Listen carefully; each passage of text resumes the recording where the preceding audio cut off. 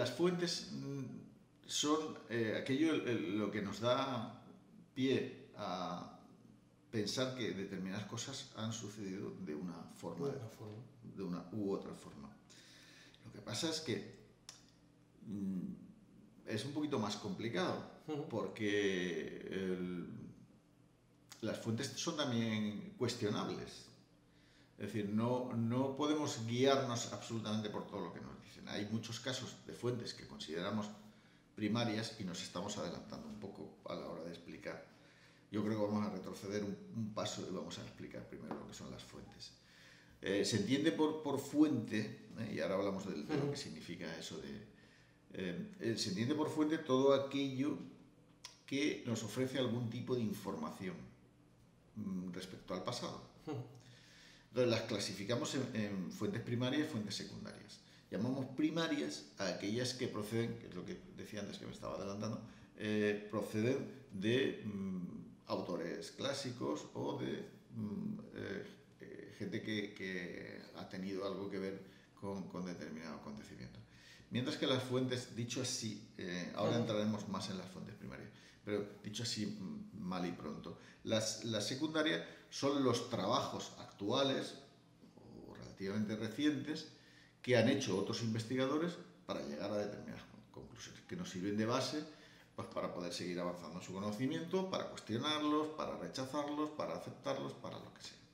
Entonces, volviendo a las fuentes primarias, decimos, bueno, las fuentes primarias es la literatura. Bueno, es la literatura, pero también son los restos arqueológicos, son las ciencias auxiliares que la historia, que no son auxiliares, bueno, que son puntos en los que se apoya, por ejemplo, la biología a la hora de ver el ADN o la geología a la hora de determinar los estratos y qué ha ocurrido en cada uno de esos estratos, la dendrología que nos explica, que nos permite situar a través de los anillos de crecimiento de los árboles determinados acontecimientos en el tiempo, y hay otra serie también de ciencias que sirven a la hora de analizar restos vegetales, de semillas o restos de cualquier otra índole. Hay apartados, ramas de las ciencias que nos permite obtener información, y todo eso son fuentes primarias. No es solamente lo que nos encontramos por escrito, ¿no? Entre otras cosas porque el por escrito solo nos permitiría llegar hasta un determinado punto, y nosotros tenemos información de mucho más atrás, y esa información viene de esas otras fuentes que se obtienen a través del registro arqueológico. Entonces, las fuentes primarias son la referencia, ¿vale? ¿Y son incuestionables? No. Podemos encontrarnos con fuentes primarias que han escrito sobre acontecimientos que sucedieron hace 100 o 200 años respecto a lo que cuando ese autor clásico escribe, ¿no? Entonces, ¿qué pasa? Pues que lo que suele ocurrir es que se basa en otros, ¿no? Si tomamos, por ejemplo, Orosio, por decir algún... Orosio es ya es obispo, es cristiano, vive ya muy alejado de lo que era Roma en su esplendor, pero él, para justificar la llegada del cristianismo, cuenta la historia de Roma, y la cuenta como un paso anterior, donde los hombres no conocen a Dios y viven de una forma dispersa, claro, para llegar a Dios. Pero claro, si tú cuentas la historia de Roma, la cuentas en el siglo IV, en el siglo V, pues realmente estás muy lejos de los hechos que estás narrando. ¿Qué es lo que haces? Apoyarte en otros autores. Entonces, al final, esto que yo estoy contando ahora es lo que se llama la crítica de las fuentes. Es decir, tú, cuando haces un trabajo, tienes que ver que esas fuentes, lo que te están contando, esté lo más próximo a la verdad. Y sobre todo, pues cruzar fuentes, ver que una no es fuente de otra, ¿no? Por eso también lo vemos en Floro, lo vemos en Vegecio, lo vemos en otros autores que cuentan cosas porque las han copiado de otros autores anteriores. por poner un inciso, ahora mismo no se puede copiar, hoy en día no se puede copiar. Tú si copias algo de otro autor tienes que nombrarlo.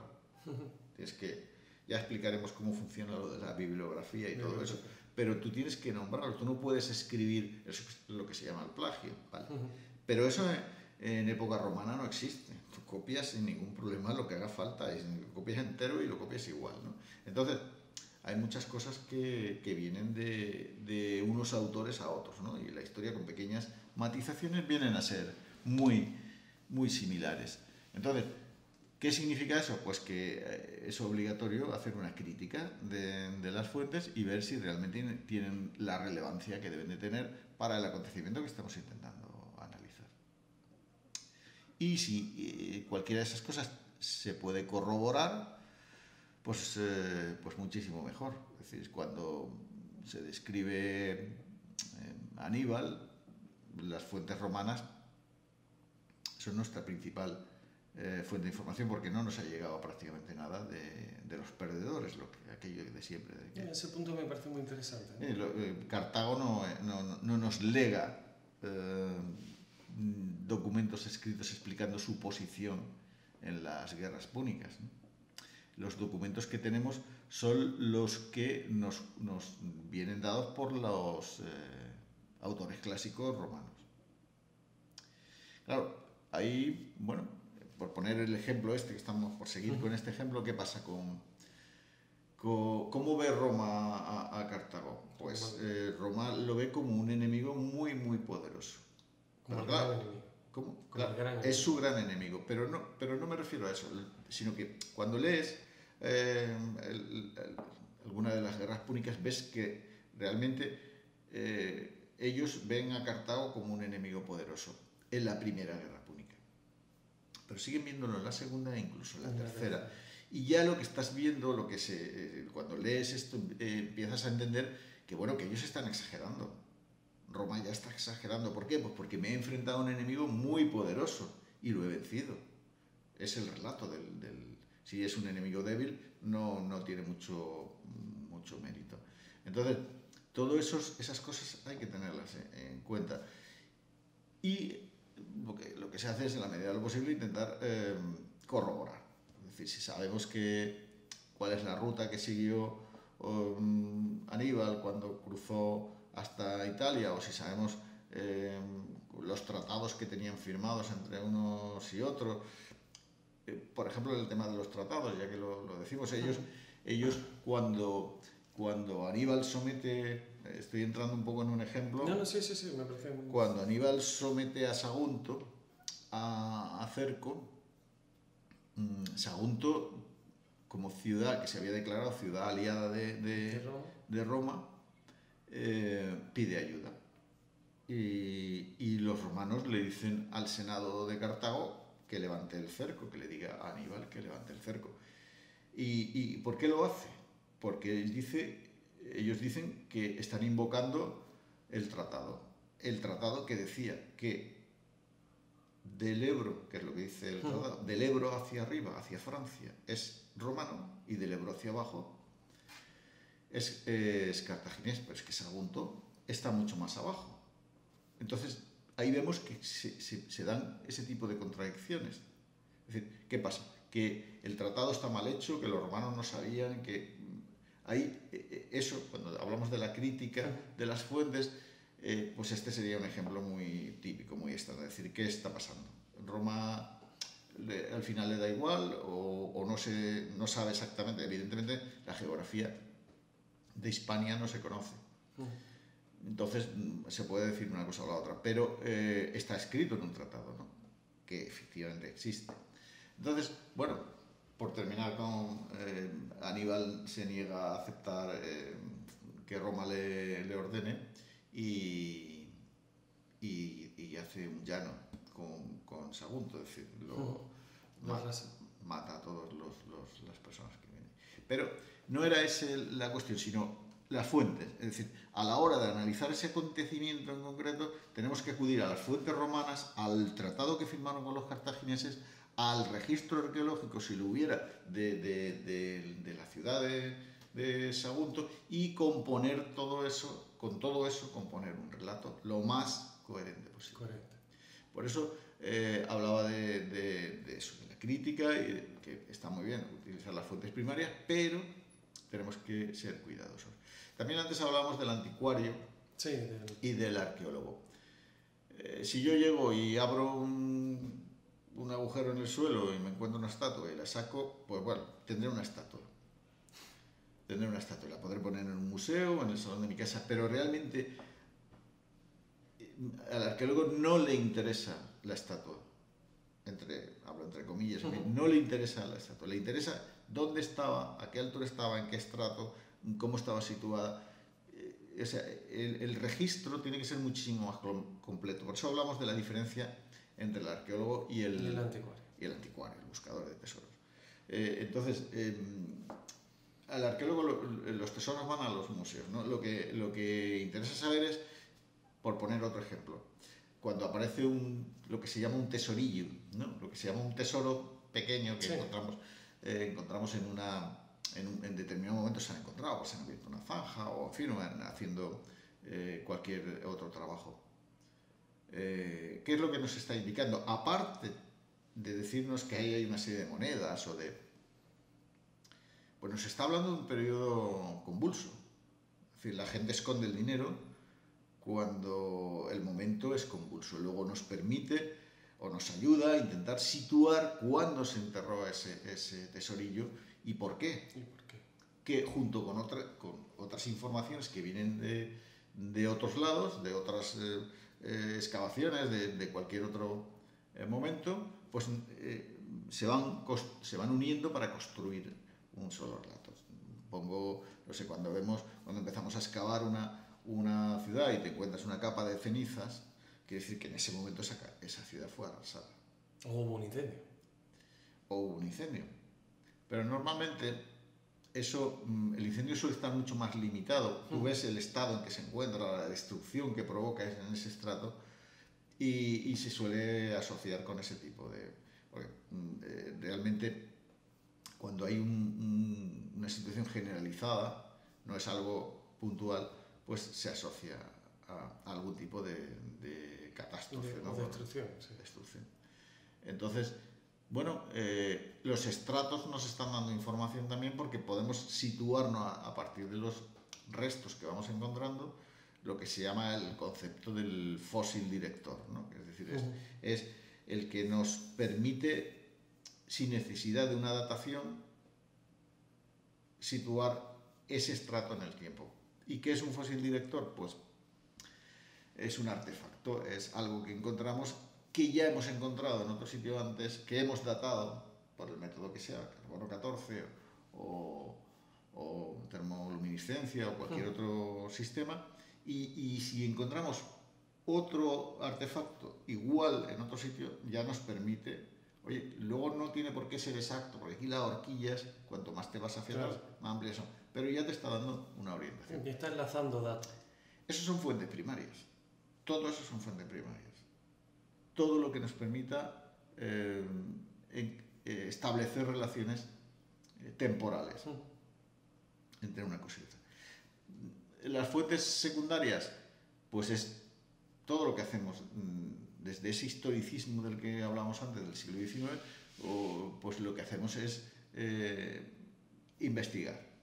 Y si vamos investigando y encontrando determinadas soluciones a los problemas que se plantean, pues eso normalmente aparece documentado en un libro, una ponencia, un lo que sea, y una tesis, lo que sea, y eso pues se incorpora al conocimiento histórico.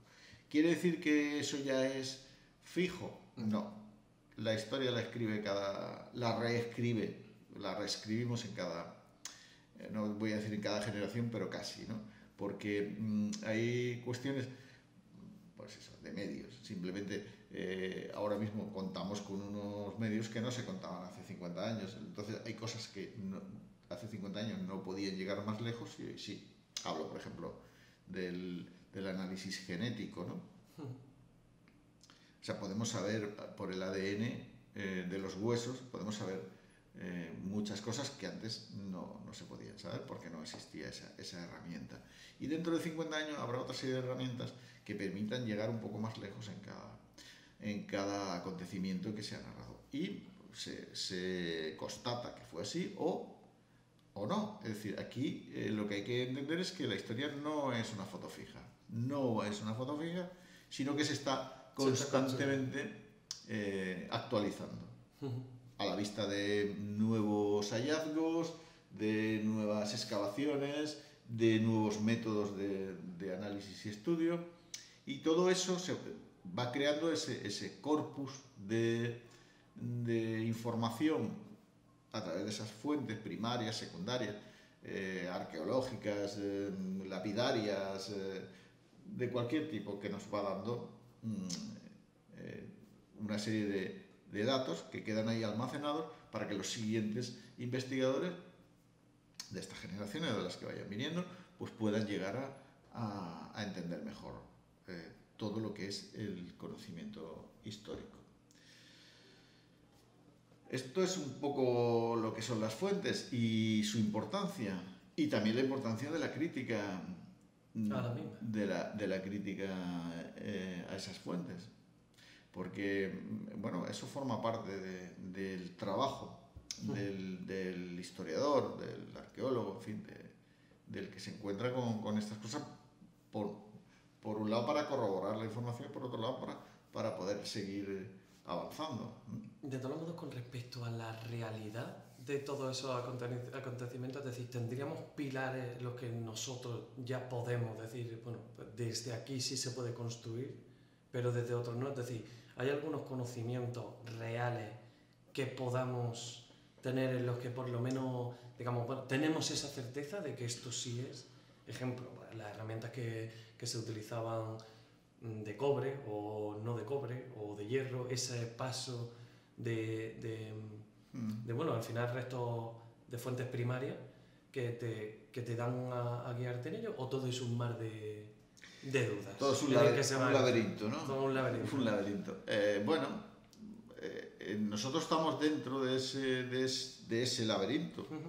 Y al final siempre hay una parte interpretativa, ¿no? Es decir, por mucho, y se pretende eso reducirlo al máximo, pero al final, sobre todo cuando te vas hacia atrás, ¿no?